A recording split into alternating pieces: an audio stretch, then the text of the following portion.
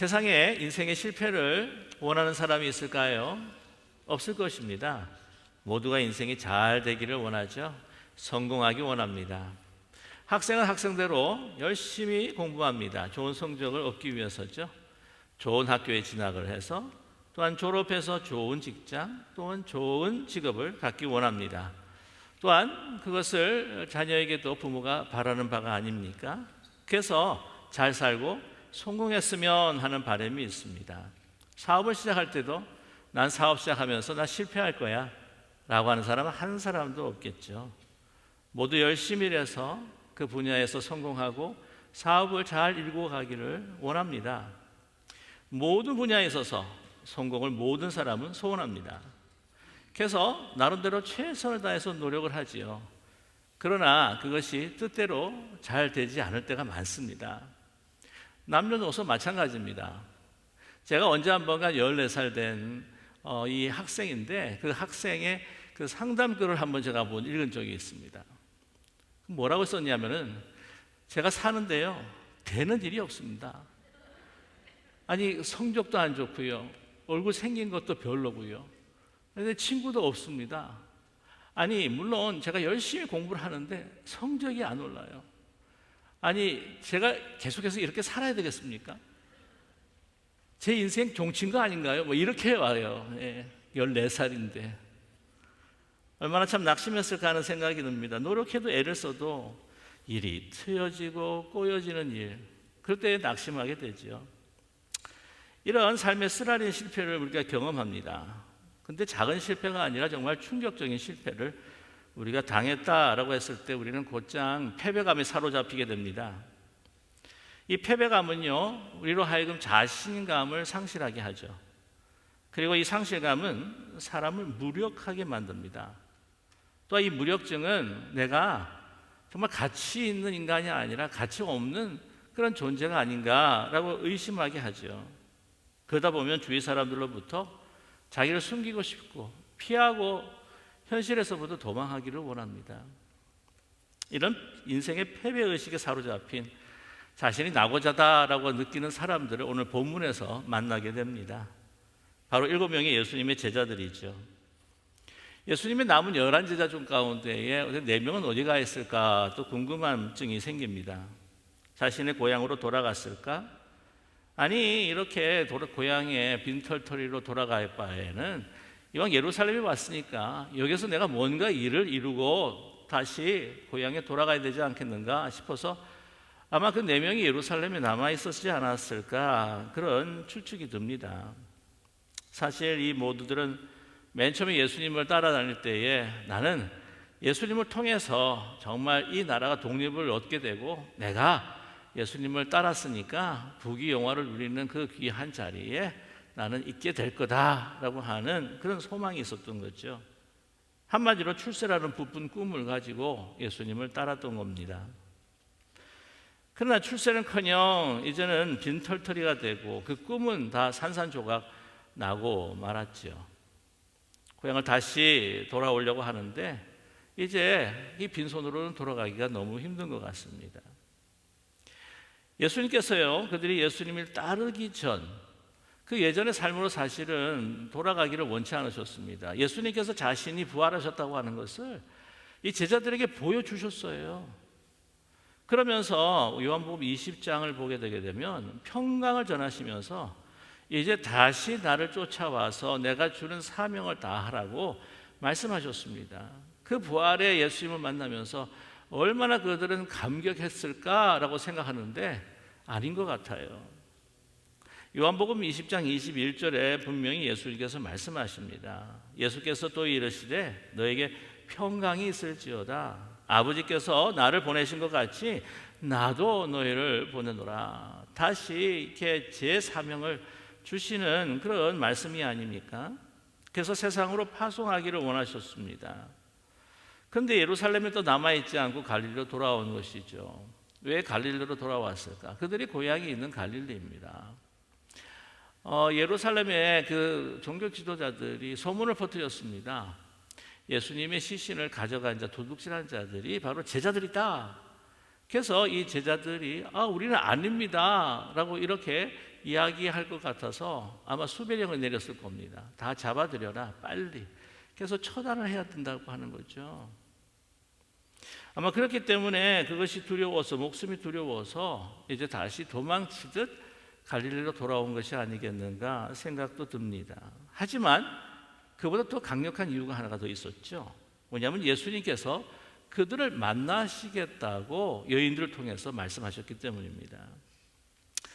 그 빈 무덤을 목격한 여인들이 천사들에게 이런 말을 전해 들었죠. 빨리 가서 그 제자들에게 전하라는 말씀이었습니다.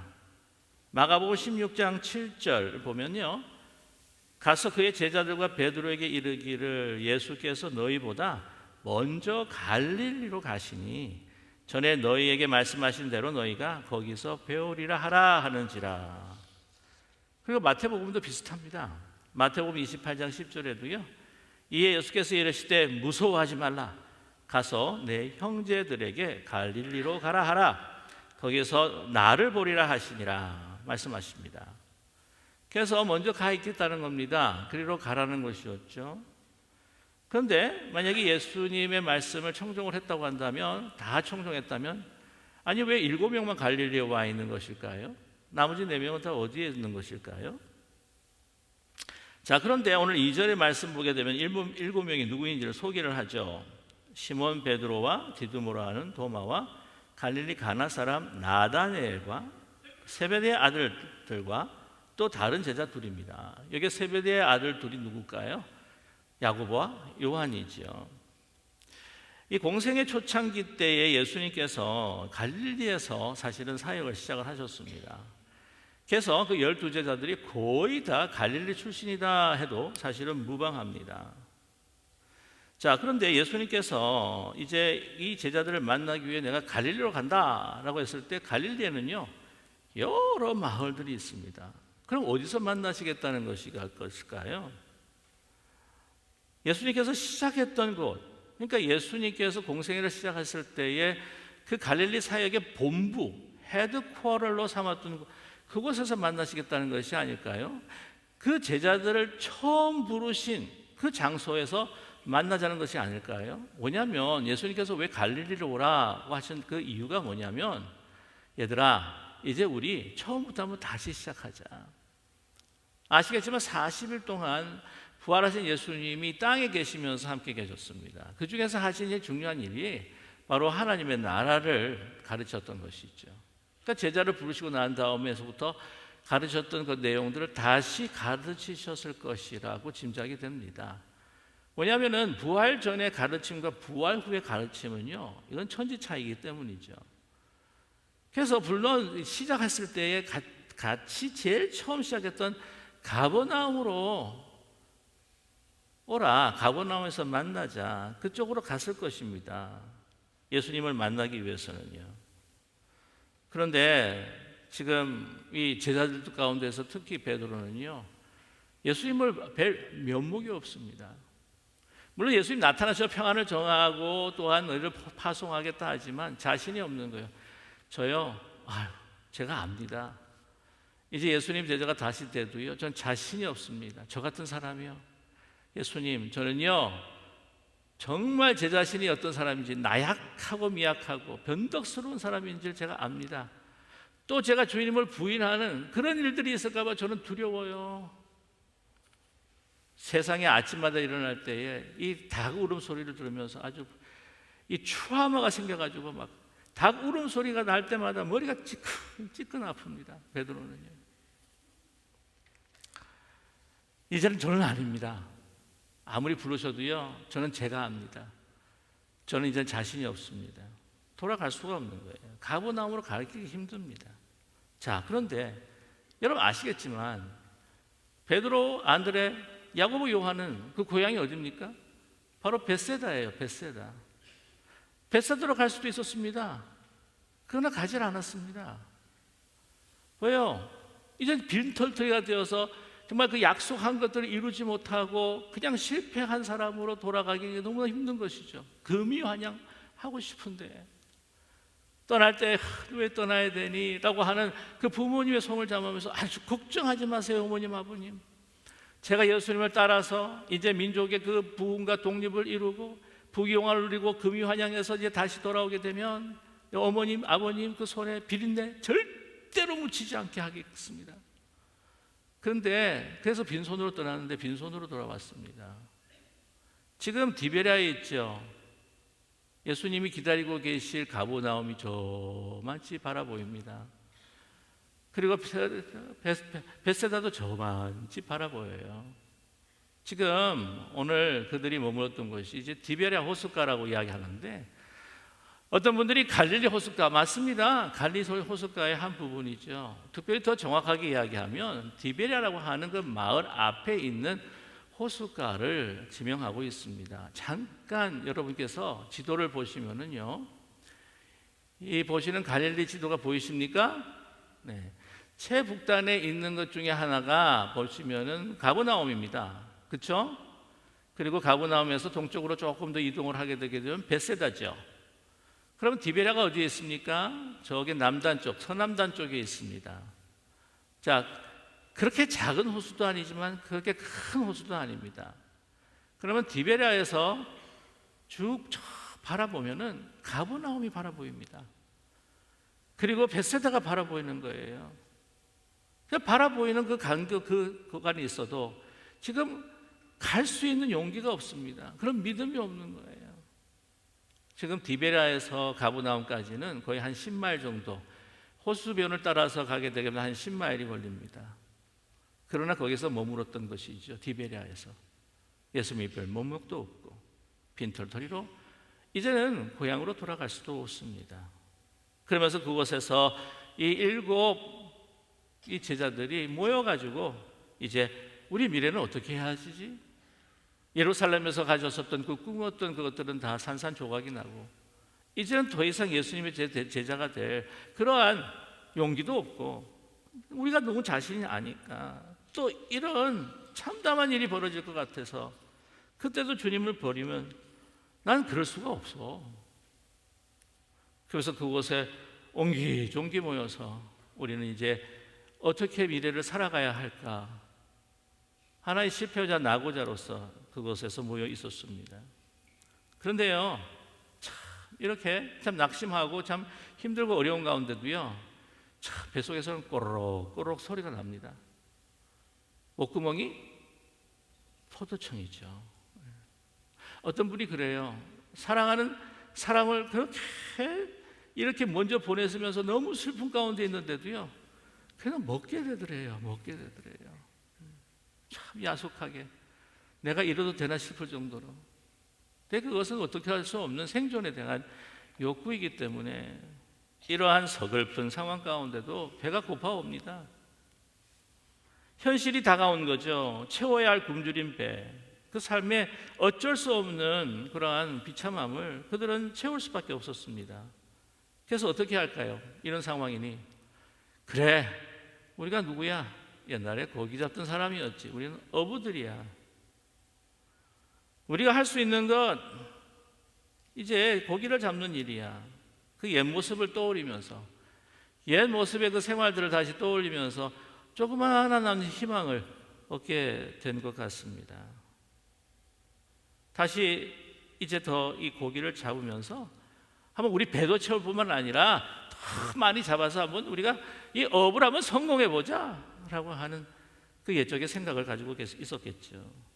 이게 본래 우리의 운명이었지. 예수님의 제자, 아유 그건 아니고 뭐 송충이가 그냥 솔잎을 먹어야지 뭘 먹겠어. 그래서 베드로가 말하면서 본문 3절에 제자들이 뭐라고 이야기합니까? 나 고기 잡으러 간다. 그랬을 때에 다른 제자들이 다 따라갔겠죠. 그래 뭐 나도 우리도 어부였는데 배도 고프니까 고기 잡으러 가자.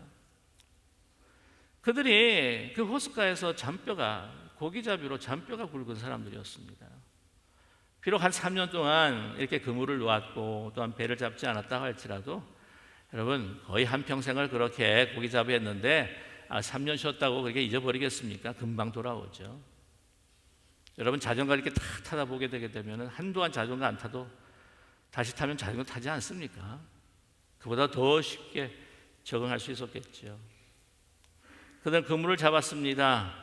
배의 키를 잡았습니다. 근데 어색하지 않았던 거죠. 그래, 이왕 이렇게 된 거 만선의 꿈을 가지고 나가보자. 그래서 열심히 고기를 잡기 시작했습니다. 잡혔나요? 아닙니다. 잡는데 계속해서 끌어올리는 것은 빈 그물입니다.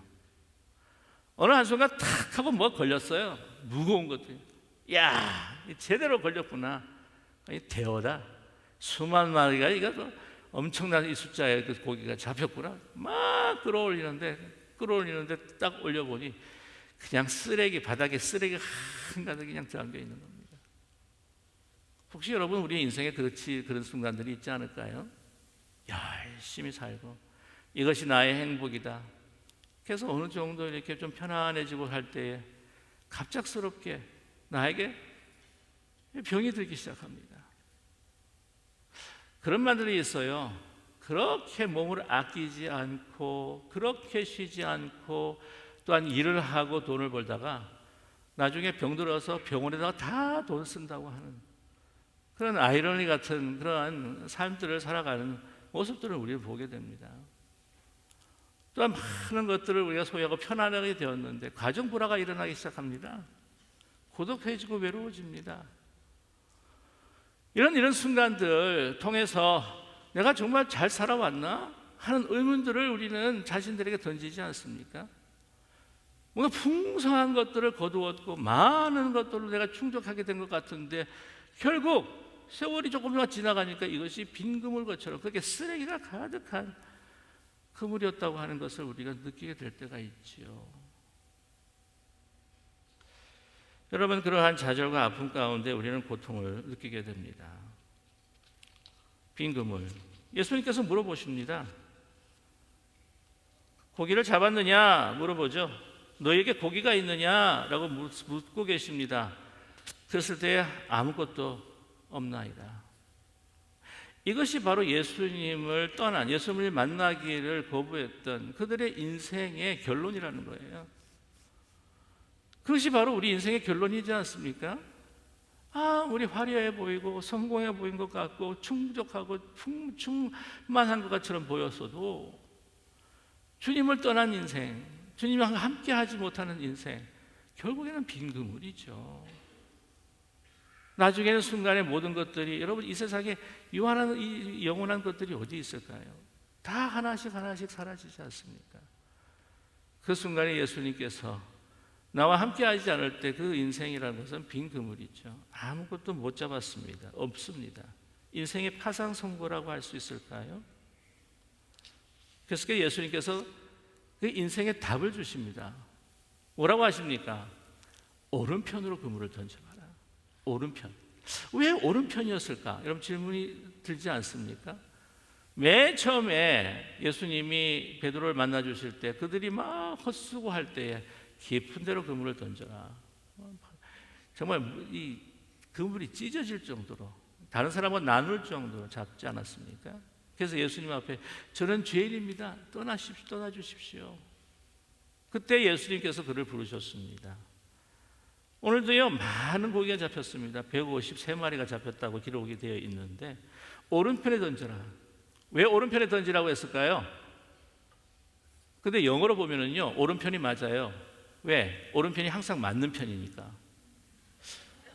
말이 될까 싶을까요? 왜냐하면 right side잖아요. right side. 이런 일화가 있습니다. 이게 진짜인지 아닌지. 근데 이 한국 분이 이제 갓 이쪽에 이민을 오셔가지고 운전을 해야 되지 않습니까? 라이선스를 떼야 되니까. 그러니까 이제 시험을 보는데 그 시험관이 옆에 앉을 거 아니에요. 이제 드라이브를 쭉 합니다. 그래서 때 이게 어디 가라 저리 가라 이렇게 이야기를 하잖아요. 그래서 시험관 이야기합니다. Make a left turn at the coming signal light. 그런 거예요. 그러니까 오는 시그널 라이트에서 레프트 턴을 하라는 거예요. 그래서 때 자기 너무 긴장했으니까 확인하고 싶어서 left turn 하니까 시험관이 right. 그러니까 right turn? 그러니까 no. left turn. left turn? right. right turn? no. 나중에 left turn? yes, left turn, please. 그랬다고 그러죠. 그러면서 그 사람이 왼쪽으로 가면 왼쪽으로 가고 오른쪽으로 가면 왜 사람을 헷갈리게 만드는 거야? 막 이랬다고 한 적이 있는데, 그래서 오른쪽이 항상 맞는 쪽이라서 오른쪽으로 해서 했을까? 그건 아닌 것 같습니다. 아마 계속해서 그 사람들이 왼쪽으로 던졌다고 한다면, 오른쪽으로 던졌다면 왼쪽으로 던지라고 하셨을 거예요. 이게 무슨 의미일까? 네가 판단하고 네가 생각하고 네가 경험했던 그 모든 것들을 지혜를 짜서 여기 내려놓으면 그물을 내리면 많이 잡힐 거라고 생각을 했는데, 그것이 인생에 큰 도움이 되고 네가 인생의 성공을 할 거라고 생각을 했는데, 아니다. 네가 선택한 방향, 네가 생각한 방향, 네가 맞다고 하는 방향이 아니라 다른 방향이라는 거죠. 예수님을 떠난 방향이 아니라 예수님께 다시 돌아오는 방향으로 그 그물을 던져라. 근데 153마리가 거졌습니다. 많은 숫자죠. 이 왼쪽을 달아서 그걸 하시는 예수님을 보고는 이 요한입니다. 예수님을 사랑하던 제자가 알아봅니다. 주님. 그 많은 고기들이 잡힌 걸 보면서 놀라서 보니까 주님인 거예요. 알아차렸습니다. 베드로가 알아차리고 막 그 겉옷을 두르고는 그냥 물로 막 자기 자신을 던져서 달려갑니다. 그래서 예수님을 만나게 되죠. 그 후에 이제 153마리를 새알리게 되는데, 왜 153마리일까? 여러 가지 이야기가 있습니다. 근데 여러분 잘 아시지만 이 153으로 인하여서 참 대박을 치신 분이 계세요. 송석삼 장로님이라고.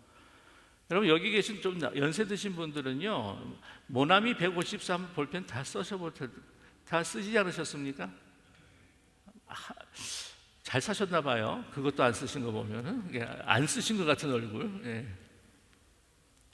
그분이 사업이 정말 안 되고 새 제품을 개발해야 되는데 기도원 가가지고 그렇게 기도를 했답니다. 주님, 정말 축복해달라고 기도하는데 바른 신앙을 하나님께서 요구를 하시더랍니다.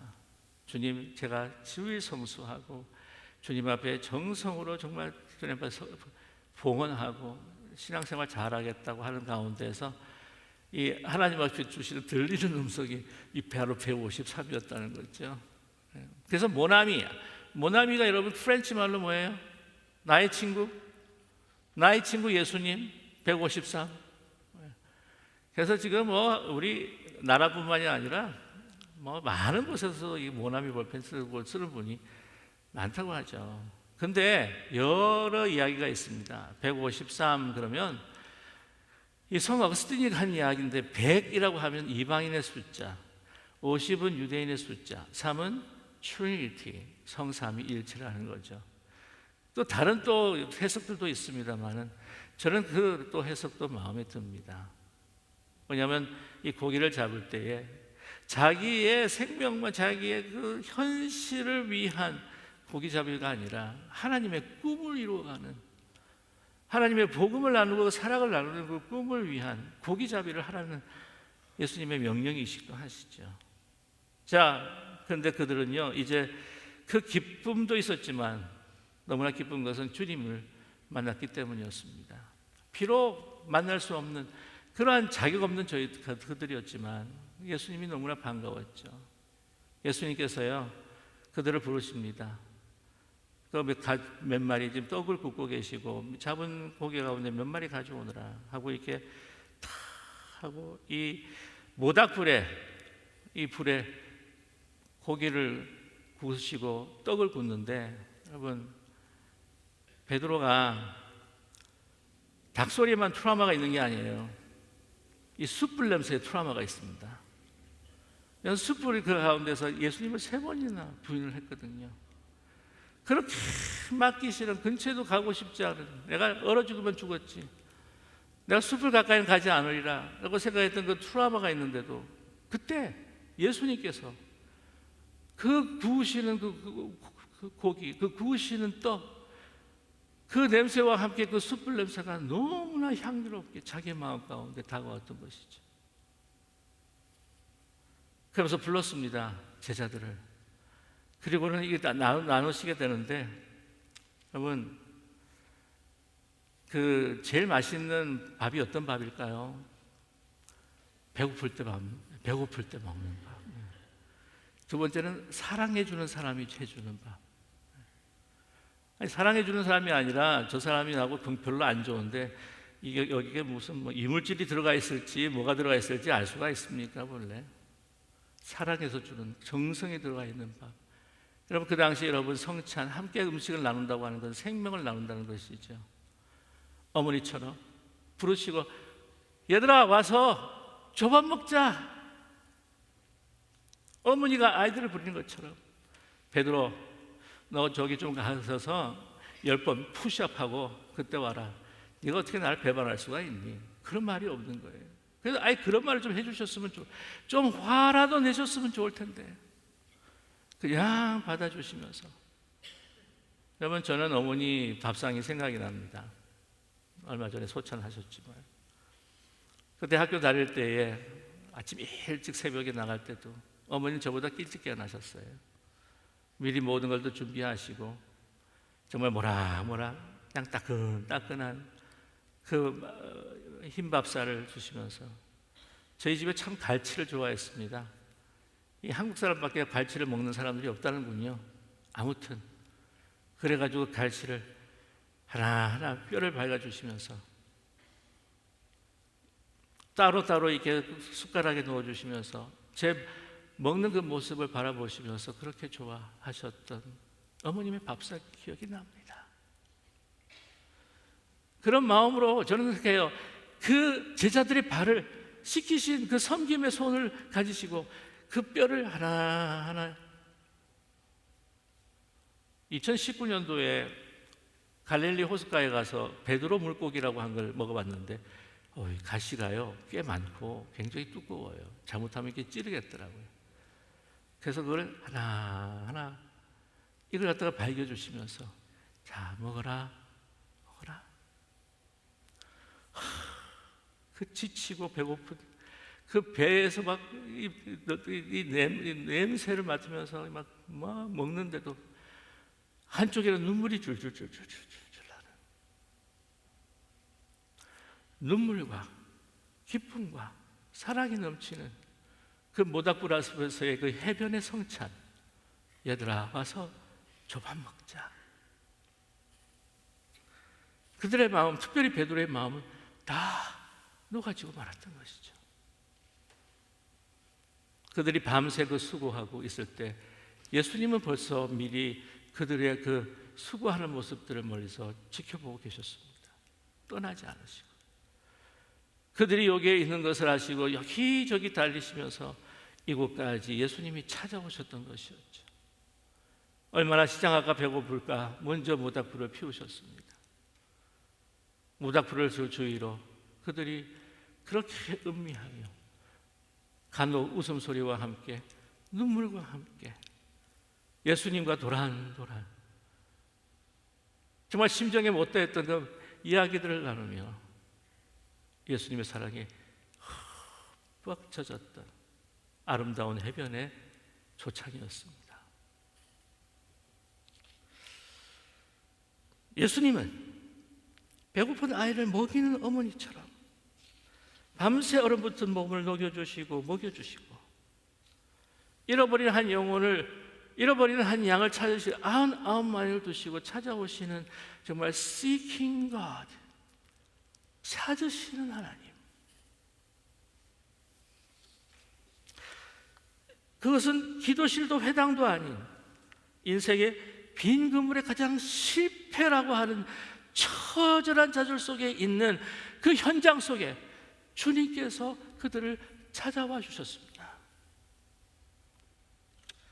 예수님께서는 제자들을 끝까지 사랑해 주셨습니다. 예수님께서 잡히신 날 밤 요한복음 14장 1절에는 예수께서 제자들을 사랑하시되 끝까지 사랑하시더라. 송명희 씨는 여러분 뇌성마비로 인해서 장애인이 되셨던 송명희 씨 이렇게 이야기합니다. 이 예수님의 사랑을 이렇게 고백하였습니다. 예수님의 사랑을 우리가 알지 못하여도 예수님은 우리를 사랑하시네. 예수님의 사랑을 우리가 의심하는 그 순간에도 우리를 사랑하시네. 예수님의 사랑을 우리가 의심하는 그 순간에도 예수님은 우리를 사랑하고 계시네. 예수님이 우리를 사랑하지 않는다고 생각할 때에도 예수님은 변함없이 우리를 사랑하고 계시네. 내가 깊은 실패, 좌절 가운데 있다 할지라도, 깊은 병 가운데 있다 할지라도, 내가 막막한 앞길이 보이지 않는 그 현장에 있다 할지라도 주님께서는 함께 오셔서 함께 울어주시고 함께 아파주시고 우리가 다시 힘을 쓸 수 있도록 우리에게 조찬을 베풀어 주시고 은혜를 베풀어 주시고 우리 앞에 서셔서 우리 손을 붙들어 주시고 이끌어 주실 뿐만이 아니라 등 뒤에서 밀어 주시고 좌우에서 보좌해 주셔서 우리를 이끌어 주시는 우리 주님이신 줄로 믿습니다. 여러분, 어떤 환난이나 핍박이나 질병, 위험, 시련과 고난 가운데도 우리는 실패자가 결코 아닙니다. 왜? 부활하신 주님이 우리와 함께 하시기 때문입니다. 아무리 화려하고 찬란하고 다른 사람들이 부러워하는 성공을 이뤘다 할지라도 그와 주님이 함께 하시지 않으면 그 인생은 실패하는 것입니다. 어떤 어제나 오늘이나 내일이나 변하지 않는 우리 주님의 사랑에서 우리를 끊을 것이 없습니다. 어떤 피조물이라도 우리 주 예수 그리스도 안에 있는 하나님의 사랑에서 끊을 수 없습니다. 여러분, 이 사랑을 알고 이 사랑을 믿는 사람들, 주님의 손을 붙들고 주님께서 주시는 그 은혜를 통해서 다시 일어설 수 있게 될 줄로 분명히 믿습니다. 그런 실패자 낙오자가 된 그 베드로를 찾아와 주셔서 네가 나를 사랑하느냐? 자신이 없어서 내가 주를 사랑하는지 나는 잘 확신할 수 없지만 주께서는 제가 사랑하시는 줄 아시나이다. 그 세 번의 고백 후에 주께서는 그를 위대한 역사를 바꿔나가는 전도자로, 주의 제자로 다시 세우셨습니다. 주님이 함께 하실 때 우리는 성공자요, 우리 인생의 그 사랑 안에서 최종 승리를 얻은 복된 자임을 믿는 저와 여러분이 되시기를 주님의 이름으로 간절히 축원합니다. 기도하겠습니다.